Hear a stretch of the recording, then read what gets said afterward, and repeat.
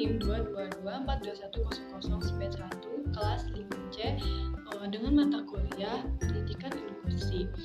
Dan di sini saya akan menjawab pertanyaan-pertanyaan dari soal ujian tengah semester pada tahun 2023 ini.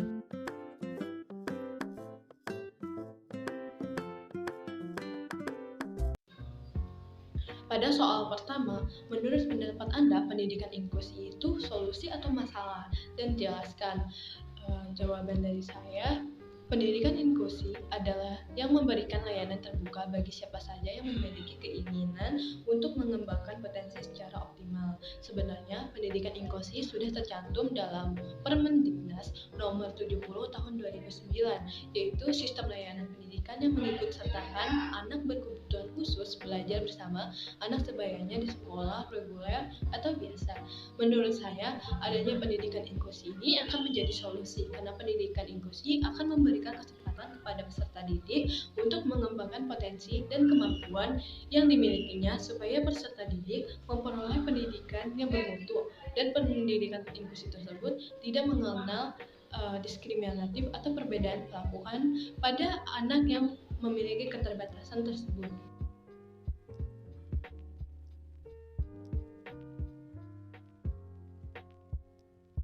Pada soal pertanyaan yang kedua itu, jelaskan dua pengertian pendidikan inklusi menurut para ahli, lalu simpulkan pengertian pendidikan inklusi menurut pendapat sendiri.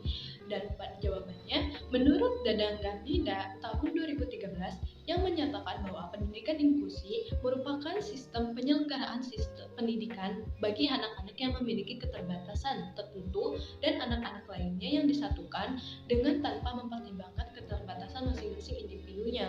Dan sedangkan menurut Sumiati pada tahun 2013, pendidikan inklusi adalah sistem layanan pendidikan yang terbuka dengan mengakomodasi semua peserta didik yang membutuhkan pendidikan khusus dan pendidikan layanan khusus pada peserta didik lainnya tanpa diskriminatif dengan cara belajar bersama atau disatukan.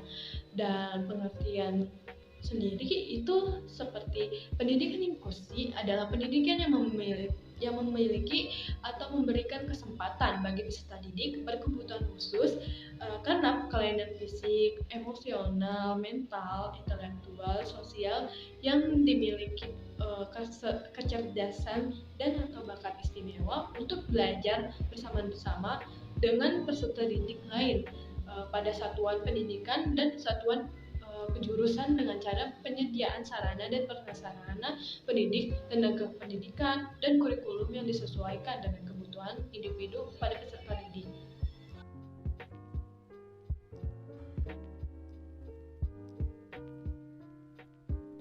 Pada pertanyaan yang ketiga, jelaskan konsep dasar tunanetra. Jawabannya, menurut Kamus Bahasa Indonesia, kata tunanetra berasal dari kata tuna dan netra yang memiliki arti tuna adalah rusak dan netra adalah mata. Maka tunanetra yaitu seorang individu yang mengalami kerusakan atau hambatan pada organ mata. Selain itu, tunanetra juga diartikan sebagai seseorang yang sudah tidak mampu memfungsikan indera penglihatannya untuk keperluan seperti pendidikan atau menjalani kehidupan sehari-harinya dan pengajaran walaupun telah dikoreksi dengan lensa.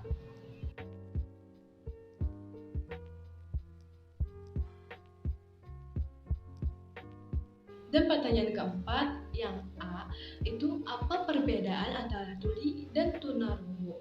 Jawabannya, kebanyakan orang menganggap bahwa tuli dan tunarungu itu memiliki kesamaan makna, padahal pada kenyataannya kedua istilah tersebut memiliki perbedaannya. Mereka menjadikan bahasa isyarat sebagai bahasa ibu.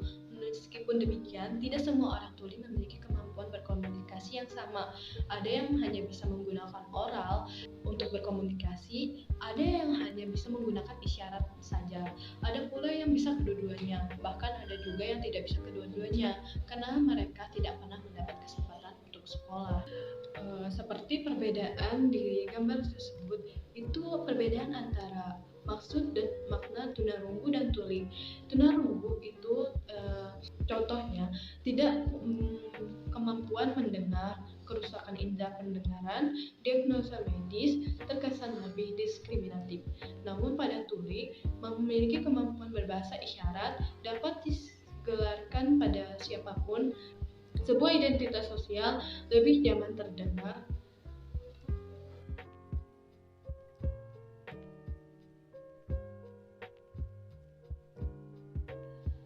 Halo, nama saya INDEAPTIPUTRI.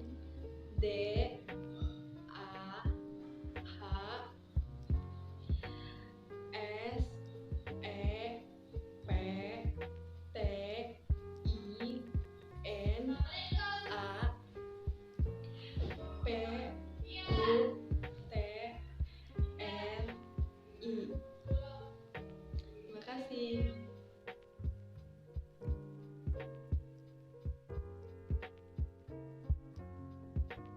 Pertanyaan selanjutnya yaitu pada soal nomor 5, bagaimana cara Anda sebagai calon pendidik dalam membantu anak tunagrahita yang belajar di sekolah inklusi?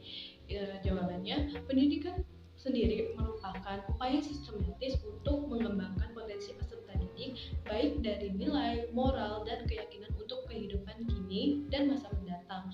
Dan upaya tersebut harus dilakukan dengan penuh kesadaran dan perencanaan yang baik, dengan tujuan yang diharapkan itu bisa tercapai. Karena terdapat berbagai macam karakter serta sifat peserta didik, terdapat juga anak dengan mengalami tunagrahita, yang artinya adalah anak yang memiliki problem belajar karena memiliki kecerdasan di bawah rata-rata dan mengalami kesulitan dalam berkomunikasi sosial, dan semua itu bisa disebabkan adanya keterbatasan inteligensi mental, emosi, sosial, dan juga fisiknya. Oleh sebab itulah mereka membutuhkan layanan pendidikan khusus dengan perlakuan khusus pula, yang berdasarkan pada Undang-Undang Dasar pada tahun 1945 pada pasal 31 yang menyatakan bahwa setiap warga itu berhak untuk mendapatkan pengajaran pendidikan yang maksimal.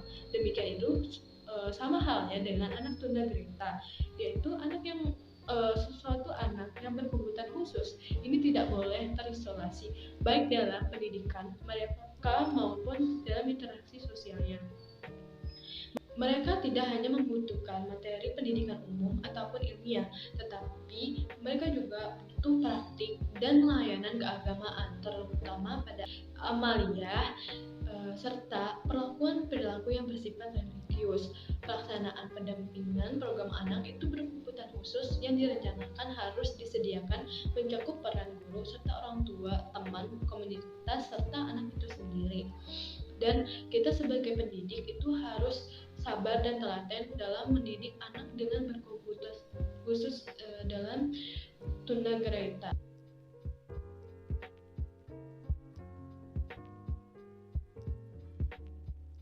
Baik, untuk pertanyaan nomor 6, bagaimana cara Anda dalam membantu mahasiswa tunadaksa apabila ada di kampus Anda? Jawabannya, tunadaksa sendiri pengertiannya adalah mereka yang mengalami gangguan fisik dan atau motorik sehingga membutuhkan alat atau bantu khusus, modifikasi lingkungan atau teknik alternatif untuk dapat berpartisipasi penuh dalam kegiatan pembelajaran dan kegiatan-kegiatan lain di masyarakatnya, seperti pada dalam kampus tempat perkuliahan.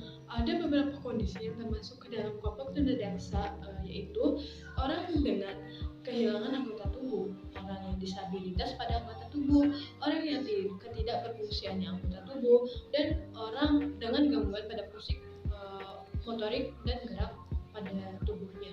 Indikator yang mudah dikenali dari kelompok ini adalah mereka yang tidak bisa atau mengalami keterbatasan atau kesulitan dalam berjalan atau bergerak sehingga harus menggunakan dengan alat kursi roda, dan peran kita sebagai teman dapat membantunya dalam meningkatkan sedikit perannya dalam menuntun, mengarahkan atau seperti mendorong kursi roda tersebut, kru, tongkat, penyangga kaki atau tangan, dan organ tubuh buatan atau alat bantu lainnya.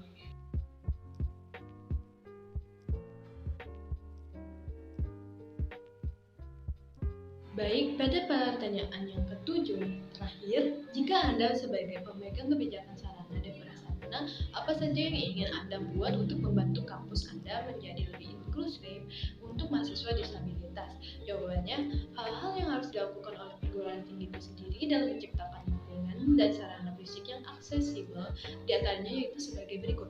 Yang pertama, penggunaan simbol-simbol disabilitas untuk tempat, ruangan, dan sudut-sudut tertentu yang memerlukan. Yang kedua, definisi sarana publik dengan simbol braille, misalnya simbol braille adalah di lift, pintu ruang kuliah, ruang kantor, dan lain-lain.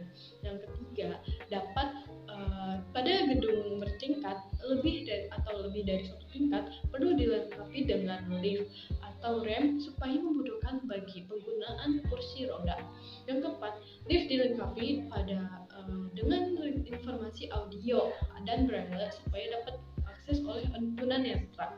Yang kelima, ramp atau tangga lantai perlu disediakan untuk memungkinkan pengguna kursi roda untuk mengakses gedung atau ruangan, seperti contohnya pada gambar tersebut. Dan yang keenam, perlu disediakan quilting block atau adalah yang jalur garis atau pemandu yang memungkinkan tunanetra berjalan lurus satu arah yang diinginkan. Jalur pemandu biasanya berupa bagian permukaan jalan atau lantai yang warnanya teksturnya berbeda atau lebih kasar, seperti gambar tersebut. Yang ketujuh, kampus perlu menyediakan toilet khusus yang bisa diakses penggunaan kursi roda dan kru yang dirancang dalam mempertimbangkan gerak kursi roda di dalam lingkungan toilet. Yang kedelapan, perguruan tinggi perlu menyediakan peta atau dana kampus yang timbul sehingga memungkinkan mahasiswa tunanetra untuk mengorientasi lingkungan kampus secara mudah dan baik.